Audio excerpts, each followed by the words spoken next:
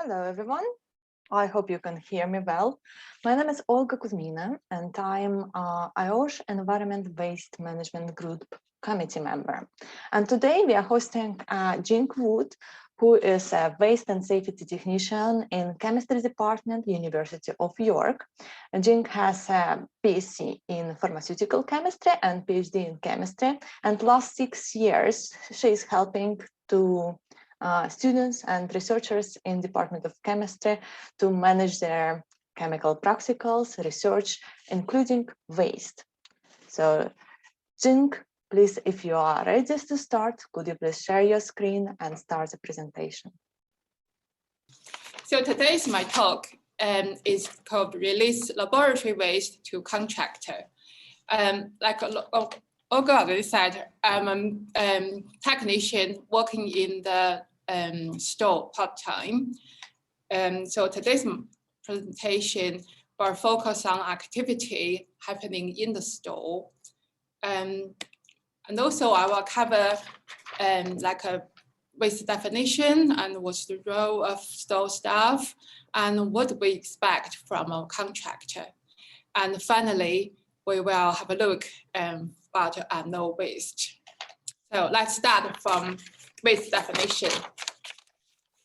Legally, it means any substance or object which the holder discards or intends to discard or is required to discard. So it could be anything from a laboratory, like a waste store, solvent waste, and lamps, glassware. Most of the waste are hazardous, but not all. Let's take a look at a few images, and I'm sure we're all familiar with. Particularly with the chemical waste, like on the top right corner, which is flammable solvent waste. With such large quantity, you wonder how on earth we are going to keep them.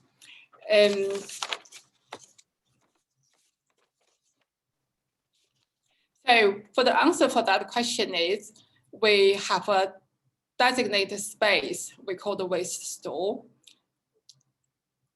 Here is the image of the waste store when we haven't got much waste in it. Ideally, it should be an isolated room, fitted with ventilated cupboard, automatic CO2 fire dumping system, and extract. The usage is really only for temporary use and for hazardous waste only because the space limits. So what's happening in the waste store? Two functions really, apart from storage, we hand over the waste. Laboratory workers, they drop their waste at the end of working day, and periodically, waste contractors come to the store to collect them. So from this point, you would say the lab worker actually never really meet contractors.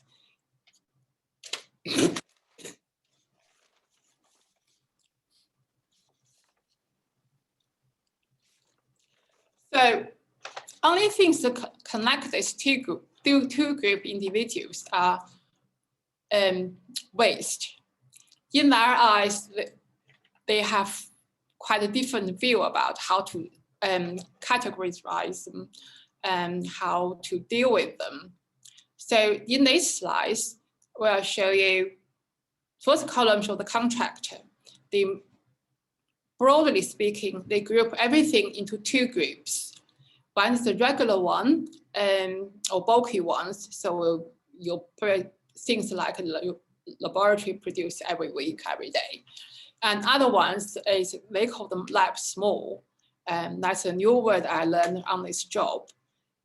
Basically, they contains like a stock chemicals, anything out of date, or something lab work already produced, but in a very small quantity, a liter, 2 liters.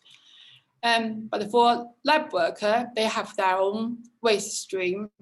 It tends to be more detailed, and it's all agreed within the department.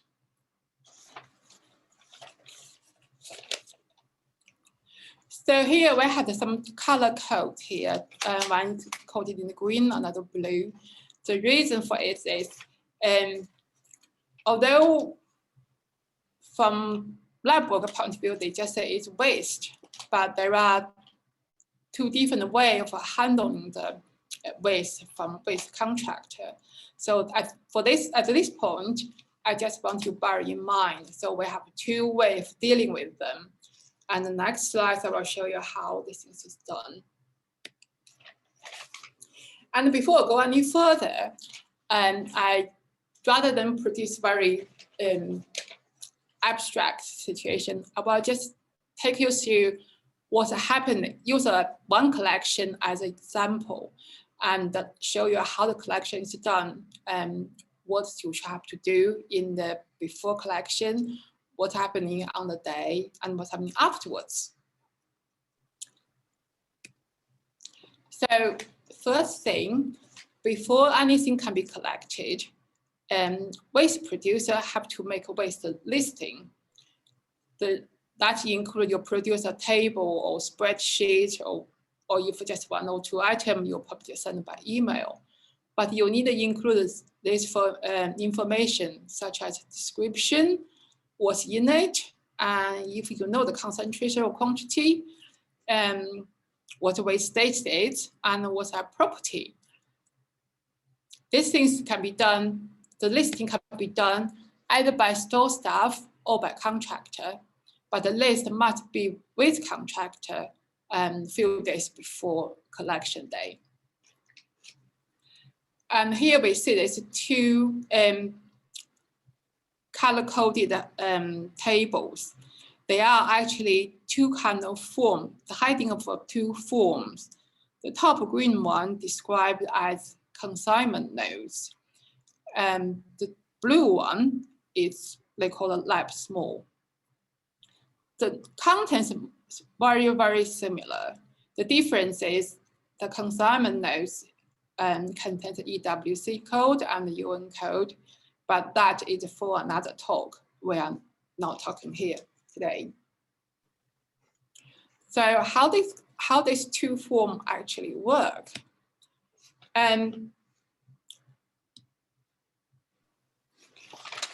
So when you hand over to contractor, the main thing is we need to have a proper paperwork. They call it consignment notes. And the contractor have to print out the packaging label before they can come. So the label actually based on all the information listed on the green heading.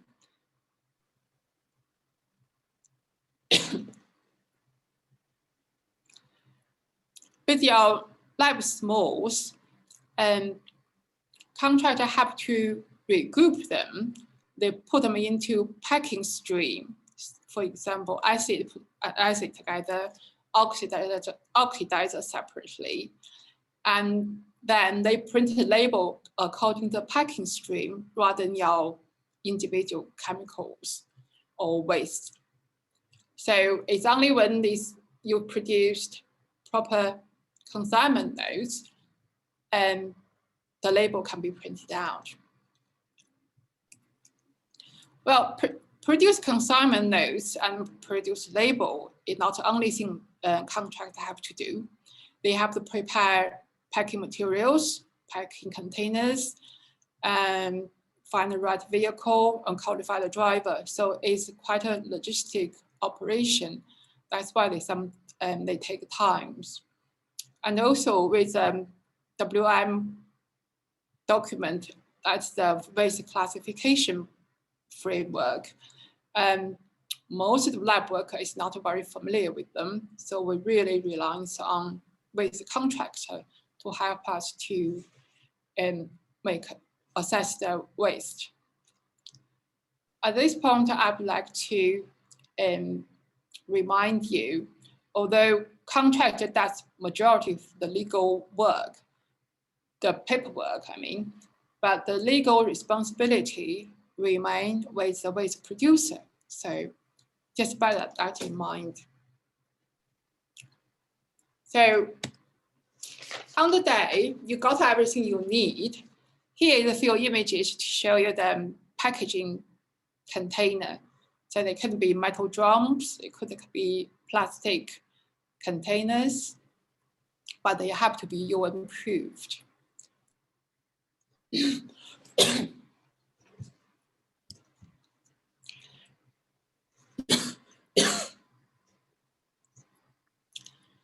And this,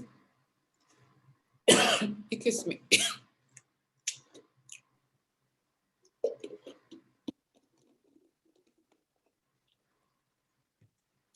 This slide shows you some official labels. So they cover all the details from your contractor and tell you what it is inside, what's the official name for it. You got a UN number at the top, and packaging hazard sign on the right. So with everything ready, on the day, it's basically packing things up and labeling your waste. And as store staff, you have to sign the consignment notes. And top right corner is the image about how driver have to pack your waste in the vehicle. So you can see everything actually is secure, nothing moves. And also before they leave, they have to display a kind of orange hazard sign on the vehicle before they can move on. With the consignment notes, at this point, although you signed it, you will notice there's still one more black section unfilled. That will be due in the next stage. So when your waste returned to the depot, that's contracted storage space, they will check the waste. They say agree with what said on the consignment. And also they weigh for the quantity to see how much your waste is, and also tell you what happened to your waste. Is being recycled, reused, or being disposed of. And so that's RD code stand for. Only on this point, contractor should send the completed consignment notes back to you. Although your waste is gone, but that's the last job you have to do to make sure you get all these completed consignment notes and then retain the copy for auditing purpose. So after all that action, one collection completed.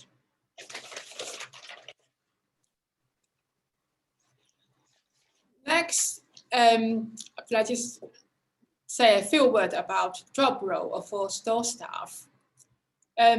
It's no official training on the job. It's regarded as an operation process. So it's a supporting operation of the department on the whole. My job is coordinate between lab users or contractor and keep waste stock level to a minimum for the safety reasons. And also make sure you release your waste to the authorized contractor rather than rogues. And most importantly, you need to seek advice from people who are in the know. If you want to know what's the waste details, you need to go back to lab worker. If you want to know how to best packing or dispose this waste, particular waste or unusual waste, you need to talk to contractors. Next, what do we expect from waste contractor? Because it's a logistic operation, we really like to see the contractor able to collect everything in the store in a good time, rather than keeping there for years and months. And also because space limit, we really couldn't allow the waste overflow. Because it's a relatively new thing, I think if we can share good practice between lab workers and basic contractor could be useful. And finally, we will have a look at unknown waste. What should we do if we find ourselves find unknown waste? So contractors do have a policy, say no listing, no collection policy, which is very good, where you which have confidence if they do that. The best plan, obviously, is prevention. But if you find yourself in this unfortunate position, things can be done. First of all, when you find in your situation, you need to provide as much information as possible to the contractor. You can tell why you find these things, what's the history of this location, and which kind of physical property you can observe from this unknown waste. And also, you need to contact with the contractor, probably you need to contact the manager or director, depending on the size of the company. So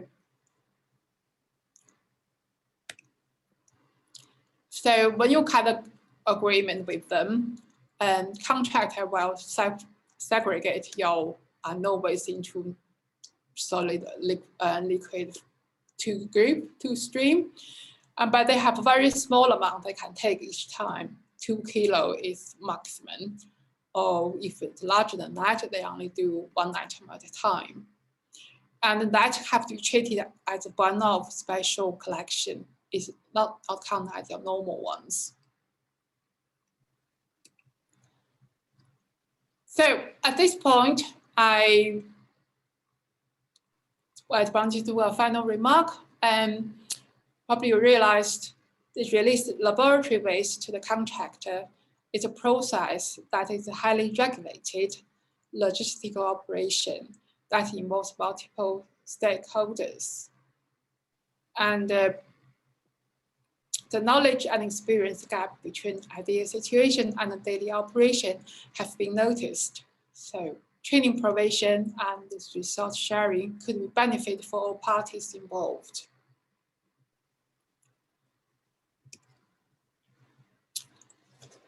Final recommendation, I would say never mix your waste, and if your waste, particular one, doesn't fit in any agreed waste stream, because the more you make the same, the more trouble you bring. And always seek advice if you're not certain, and also think before you do, and give some thought and what you could do in your daily work to improve laboratory waste disposal. On that note, I thank you for listening and watching this webinar. Thank you. Hand over to Olga. Thank you very much, Jing. Thanks. It was a very interesting insight into, for majority of us, I think that it's behind the scenes operation, because most of safety professionals are not involved directly into the waste management. So what I'm seeing a few questions, which is good. So I will, we will try to answer them live. And first question is about slide 5. And on slide 5, you had a picture of, I assume, your store waste. And this Conway is interested. The picture shows that there is a drain in the store room. So what about spillages? Are the spillages going directly into the drain system? No. You see the middle, there is a hole. That's a sealed space. It doesn't go anywhere. And I have to say, in my 6 years, there's never been a single spill in the store. But you have a few containments. So your chemical come into the primary container, and then you put it in a secondary container. So you never handle chemical container which can be leak or be broken without a secondary container in this room anyway. Is it correct? That's the majority of time, yes. I mean, I think in previous slide, I did show some winches that was lying on the bench on the top left corner, because there are times it's just such high volume. And so, yeah, they do stay outside occasionally, but majority of time they stay in the secondary container, yes. Okay, do you have a spill kit, for example, which is soak, and soak can be placed around the drain in case spillage occur? Well, because we got a secondary container, so we don't keep the spill kit in this particular room, but next door, literally next door, we got a spill kits. Yeah. Okay, fine. Thank you very much. Next question. So, what would you say about PPE for handling the chemical and hazardous waste? And what storage containers should be provided by contractor? PPE, and well, it's time to provide by the department. You can see collections of gloves on the right-hand side in the various various grades for various purposes. So we do not see now this image, but on slide 5, where there was a picture of a laboratory waste store. There was a collection of PPE displayed on the sink side. Yeah, you have to wear safety gloves, obviously, and safety specs, obviously. And the other PPE will depend on the nature of the chemicals you are dealing with. So probably they are chemical resistant, but I have to say we don't really touch them that much because they're all inside the container. They're supposed to be cleaned out outside before they take out of our lab. So we don't touch the chemicals that much, to be honest. Okay, the next question is, do you know what are the requirements for a contractor to be awarded to pick up the waste? Awarded the contract to pick up the waste. For the store staff, don't really involved with contract signing, because the university is a much bigger organization. So it's a procurement office to do attending and checking the credentials of waste contractor. Okay, so it is a question to higher management of the university who will be actually dealing with employing a contractor. Okay, there is one comment rather than a question. The labels that were shown on the containers for waste, they were ADR, IATA labels, not the CLP labels. And the next question is, how long the documents, such as you described, like consignment note, how long these documents need to be retained for? Right, it's a follow data protection rules. I have to say, we keep all hours since they start. I don't know what officially, how many years, because most of the data protection rules say you probably keep 5 to 7, or they say keep as long as necessary. So it's up to interpretation. For us, we say we just keep them all. It's not a problem. Do you know if the contractor recycles the waste? With non-hazardous waste, they do. Even hazardous, like a flammable solvent, they call them to reuse rather than recycle, because they fit into energy production. So our code includes reuse and recycle. Okay.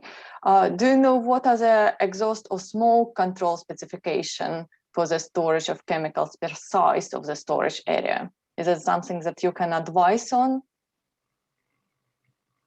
And could you repeat the question again? The smoke control specification for the store area. Yeah.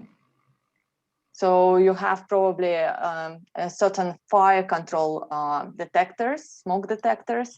Oh yeah. So do you know what is the requirements depending on the area of the store, waste store, or depending on the volume of the chemicals that you are storing? I think the main control is fire. So that's why you got a CO2 fire damping system there. So they detect heat and smoke. With the chemicals, everything go to, you know, you can take a look at this gray cupboard, that's a vented one. So chemical smalls tend to stay there and keep the room fresh. And also you got an extractor, but that's just so noisy. Yes. It's I think it causes more harm probably. So I probably only used very few times. It's just too much to buy. Okay, fine. If we come back to the spill in the hazardous spill in the store area, are there any trays that you are using or any but kind of systems to prevent any spillage going into the drain?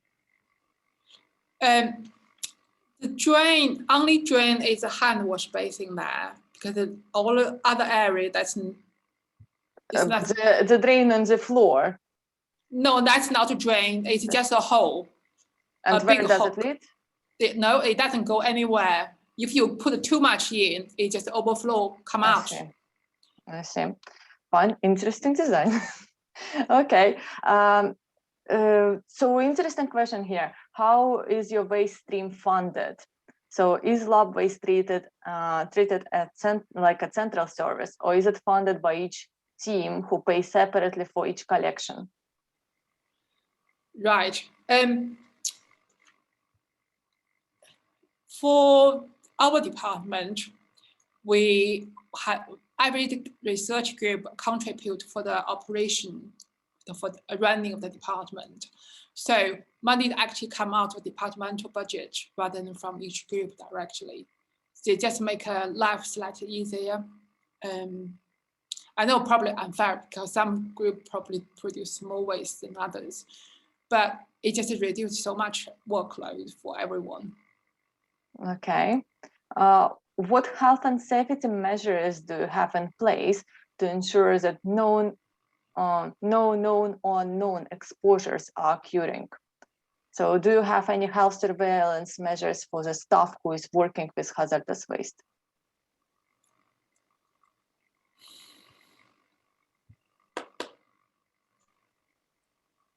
Good question. I guess at the department we could do more, but we really rely on the lab themselves to organize their chemical stores. Because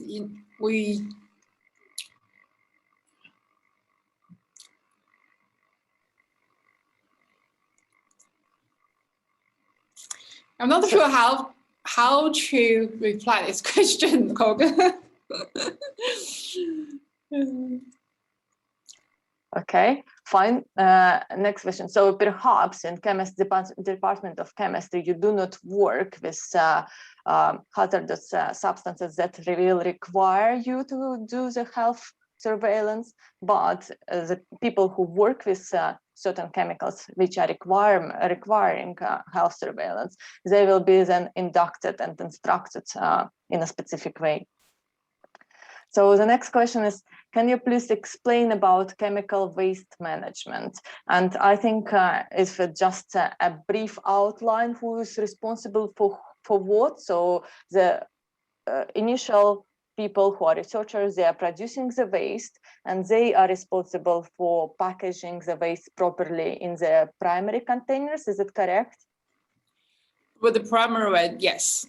And then they leave it in the laboratory and the technical support staff collects it to the waste store. Is it correct? A mixture technical staff and the laboratory workers, depends who is available really.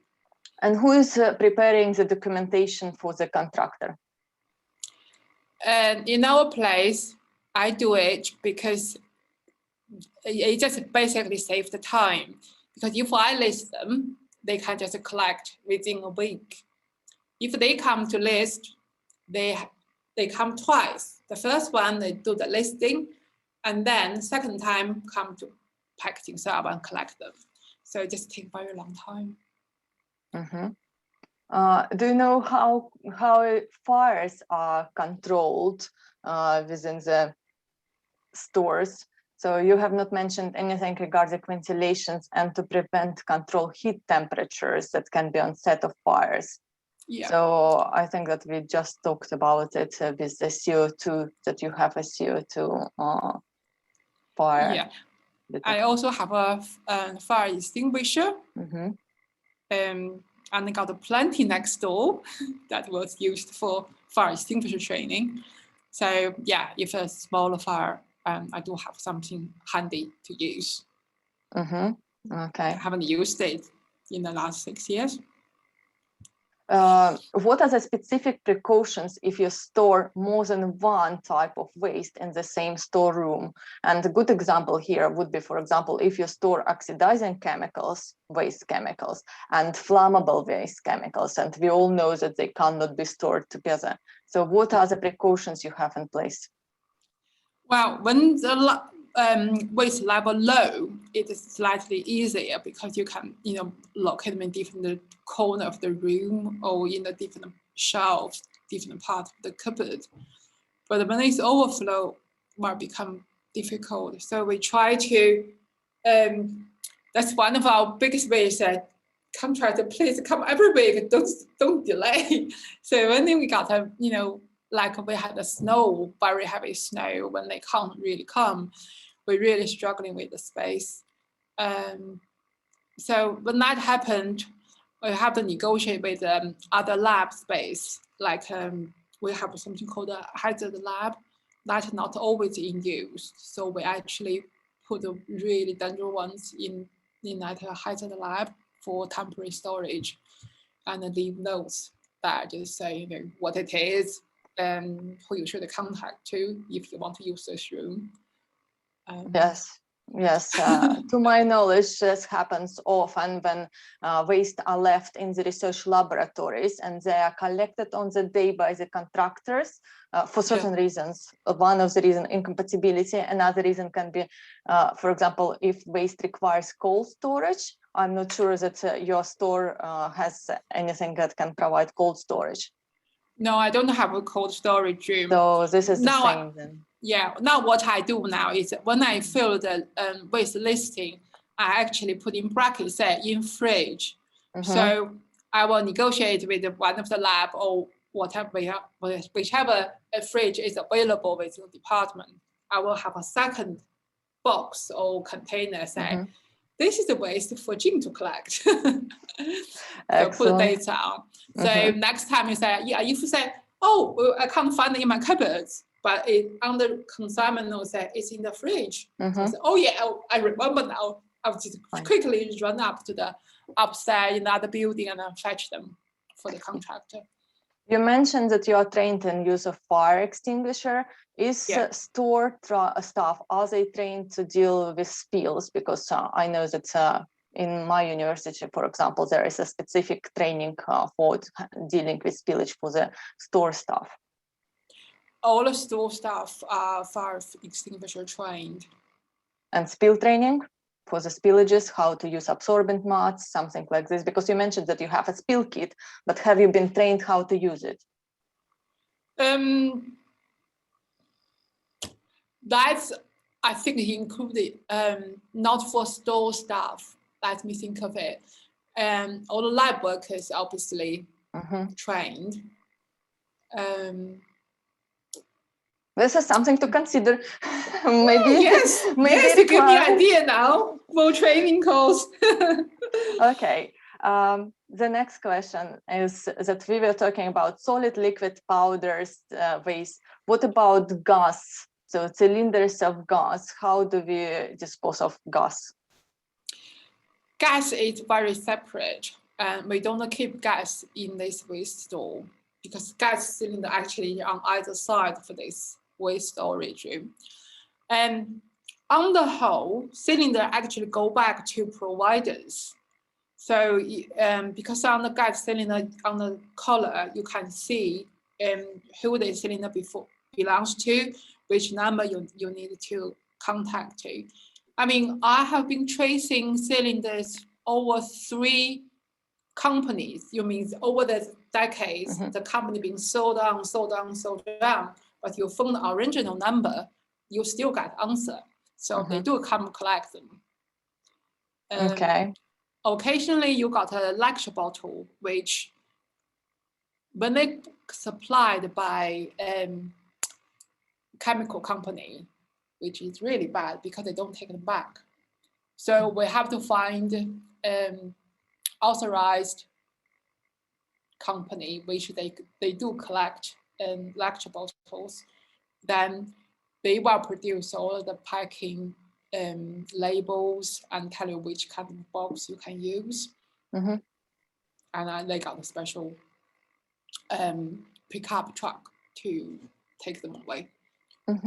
Yes, it is so happening often that a contractor would collect the gas that they're supplying. But if, for example, you're using small cartridges, there is opportunities to dispose of them as hazardous waste, or if they're empty, the ones that are pierced, the ones that cannot have like residual pressure, if they're pierced and empty and there was not a toxic gas, then can be even recycled as a metal waste. But next question. So how do you recycle polystyrene boxes? And we have a few people here. It's a discussion now. One person who is Sonia Kivli, I'm not sure if I pronounce it correctly, but they're saying that they have polystyrene recycling machines that they feed waste into, it melts down and produce compact blocks that can be reused. I'm very interested in myself. I think that I will contact you, Sonia. But Jing, what is the situation in your department? How do you do about polystyrene recycling or polystyrene disposal? Right. If there's a high density polystyrene, we would give to our contractor because they actually reuse them to produce film sets prop. So they go in them. And with laboratory plastic, we have one recycling program going on in the department. So they have to pre-treat those plastic first. So it's polystyrene and polypropylene, and they can be recycled.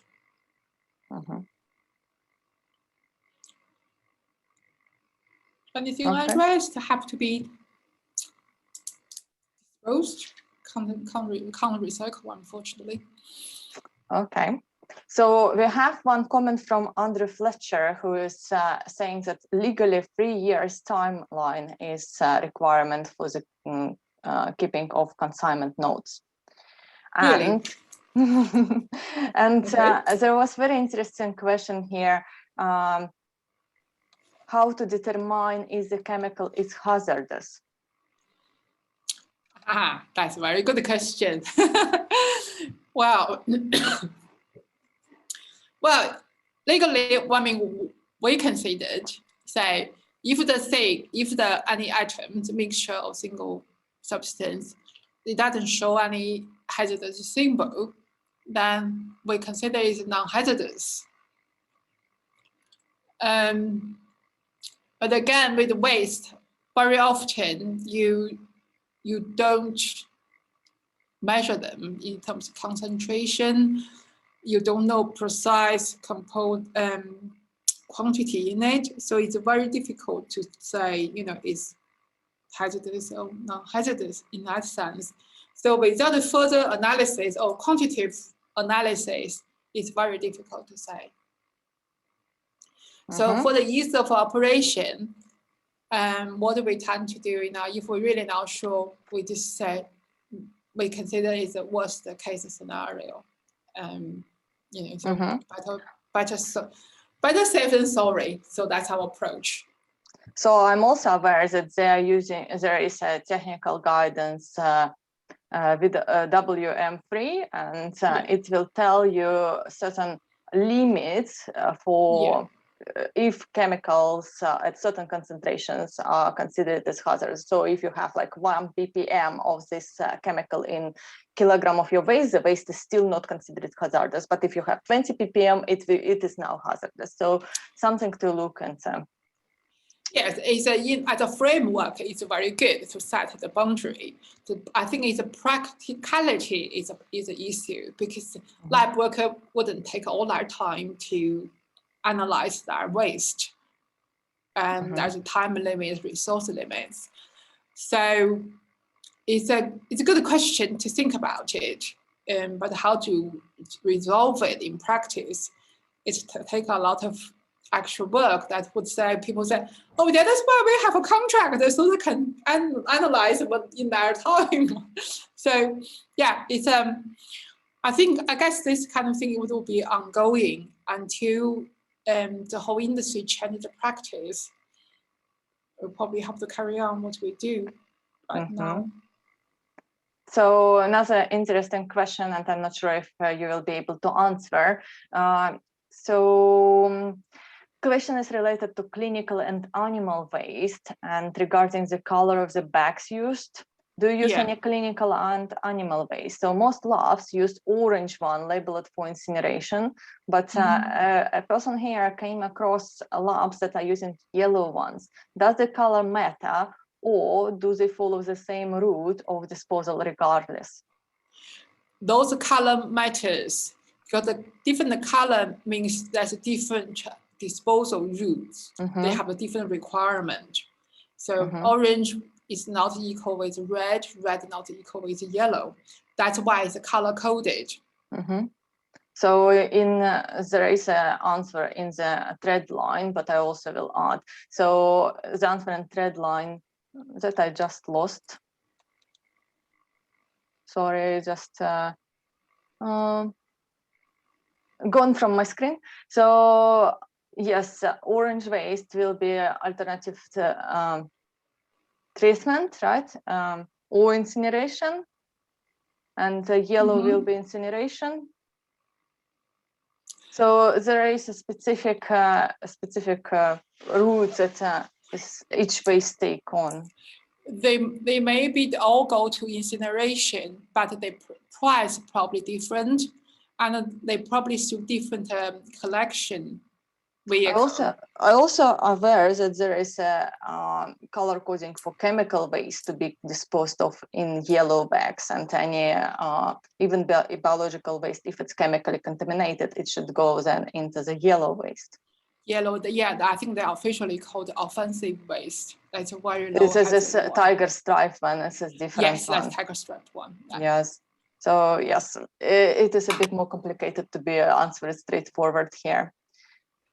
It is. I mean, mine says more or less it's a chemical based, but the biology they got much more waste stream, because they're dealing with animals and even human tissues. So I think each stream they have very strict criteria.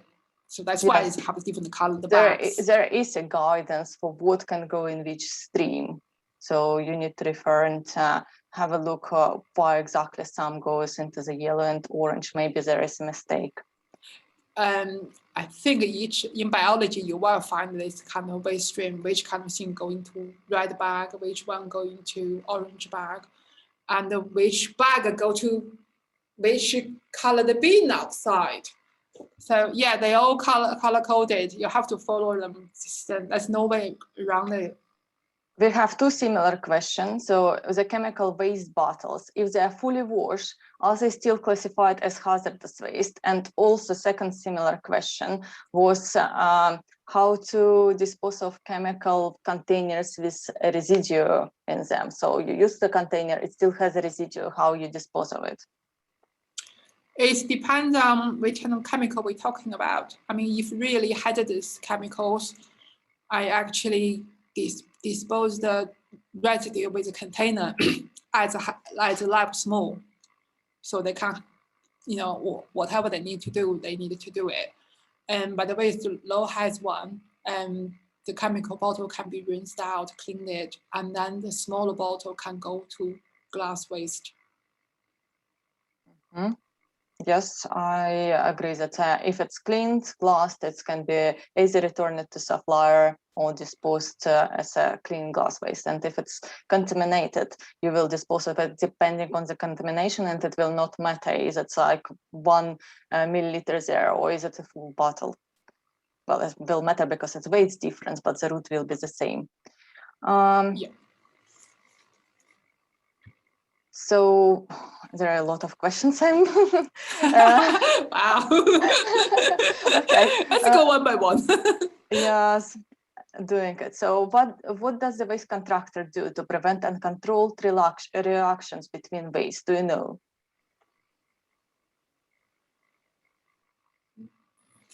I think you'll have to ask them. We do have a few contractors on the attending webinar. If you are happy to share, what do you do to prevent uncontrolled reaction between waste chemicals? If you can share it in the chat, it would be great. Jing, what about lithium batteries and other potential spontaneously combustibles? Yes, batteries. I have disposed quite a lot. Some of them actually bulged. So what they contractors do take them, but if they are in perfect condition, they just take them at the normal waste at a separate waste stream. But with the bulge ones, and what I do, I normally take a photograph so they can assess whether it's safe to take them, because sometimes they actually put the bulged one into separate containers and just make sure they won't cause any problem during the transport. So I would ask them, give them a photograph, see what they say. Okay, we are approaching the end of the webinar, so final couple of questions. Okay. So what is a particular specification for the waste storage in shared external or outdoor space, like cages, cupboard? Do you know what is the specification? What are the requirements for the waste storage? And with this chemical storage, it's the wall is reinforced, roof is very weak. If we have heavy rain, it will leak to the room. And the idea is that if in an unlikely event, you have an explosion of fire, rather than the whole thing, the building go outwards, they go upwards. So in a way that you contain things in the room rather than go spread all over the place. So the construction, excuse me, construction is different. I think I'm not very expert on this construction, but we had like an estate department within the university.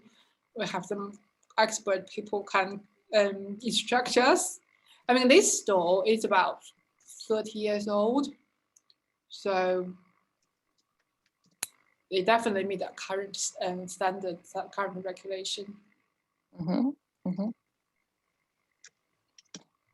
Okay, excellent. So the question here was, how do contractors dispose the hazardous waste if it's not reusable and recyclable? And my assumption it will be incineration, but what other ways, other routes can be there? I would imagine they all go to incineration. So no landfill waste if they're coming from the laboratory. No. So for the laboratory, for your university, who completes the EWC codes? That's also a very good question. We had a practical approach on this, and it's a very new introduction. So for the regular ones, because we, waste contractor already assigned the EWC code, So we just keep the consignment quota, had everything on it, and then we literally just change the quantity each week. For lab small, we still ask a contractor to do it. But we are in talk, say, how to proceed in the future. There are quite a few lines of inquiry I'm following up, but at this stage, I have not much to report. It's really depending on how we work out between department, between lab workers and the contractor. But in the short, we rely on with contractor, rely on our chemists to help us.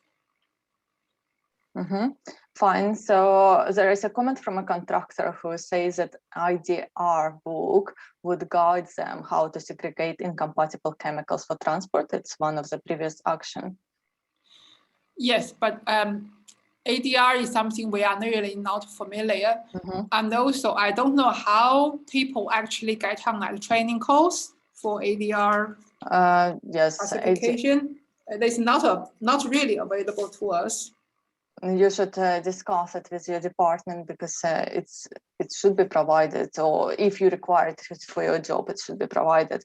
I know that some universities allow their employers to be trained as dangerous good advisors. So there is another question about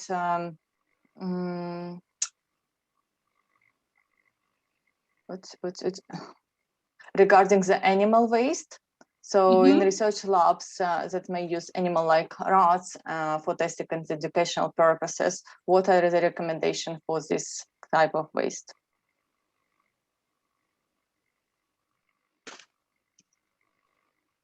Well, you dispose as a kind of hazardous bio waste.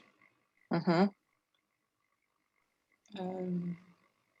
have to talk to contractor, really. Okay. There is another question, comments. There is regarding to lithium batteries, and I just want to vocalize it. So there is Tia Mather who is saying that they separate and segregate those by using UN drums to contain. So they wrap them individually in tape and layer each layer of batteries inside the drum with vermiculite. So hope that this information helps. With regards to animal waste, it's probably health waste for incineration. Another helpful comment here. What another about is an employee allowed to carry a waste to the waste dump? How much and what type of waste individual who is not registered as a waste contractor allowed to carry to the waste dump? So you say that not only waste store staff are carrying waste to the storeroom, but also sometimes the researchers. Do you have a guidance on how they can carry this stuff, and yes, how much they can? Well, how they can, I mean, they have Winchester carrier, so all the bottles they have to put in a Winchester carrier to take them down, or they have enclosed like a trolley, and either have a kind of plastic container, put the things in the container, put on the trolley if you haven't got an enclosed trolley. And yeah, there are guidelines say which kind of vehicle, which kind of container you can use to take things out of your lab. You can't just carry it in your hand, for example. If you see anybody doing that, just literally tell them stop. So are you registered with any government authority for import and export of chemical? Is your facilities in residential or industrial areas? This is a bit not relevant, but awesome. I don't think I would consider here as an industrial size, so no. Okay, there is a question. Yeah. There is a next question, which is more relevant to waste, and it probably will be one of the two last questions. So there is a limit on storage of quantity for different chemicals, such as some chemicals can cause exposure or fire due to oxidation. Yeah. And do you know about them? And one of the person here at Sherry White, she advised to consult COSH and Z regulation. So for example, I know that there is a limit of 50 liters of flammables that can be stored within one storage space. So do you consider anything of like this when you are storing chemicals in your waste stores? Yeah, and 50-liter flammable waste is the maximum for each lab. That doesn't apply to the waste store. That's why they got a CO2 dumping system here. So it's different level of provision. That 50-liter rule definitely not apply to the store. With the chemicals, I mean, that cupboard really the maximum I can host here. Normally when I reach halfway, definitely time to get rid of them. It also depends. I mean, if it's like oxidizers, I try to get rid of them as soon as I have them. Don't want to keep them in my store really. Okay. And the last question that we'll take today is there any gas detector used to check the quality of air or presence of any chemical? In the department, we have full gas detector. I could borrow that one and test it. But I have to say I never really tried because the door is open every day and we got a vented cupboard.